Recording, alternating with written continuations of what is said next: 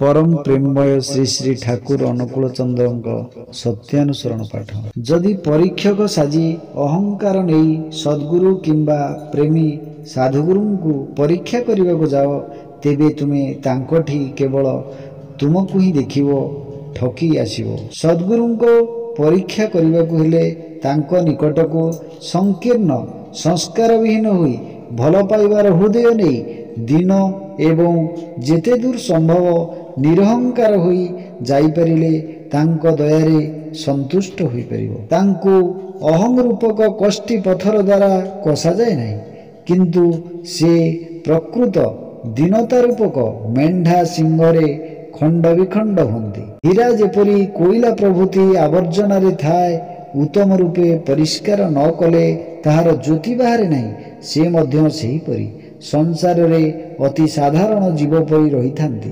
केवल प्रेमर प्रक्षालन ही तांकर दीप्ति रे जगत उद्भासित हुए। प्रेमी ही तांको धरी पारे। प्रेमीर संग कर सत्संग कर से आपणा छाए प्रकट हे। अहंकार को अहंकारी परीक्षा करि पारे गलित अहं को किपरि से जानि परिबो।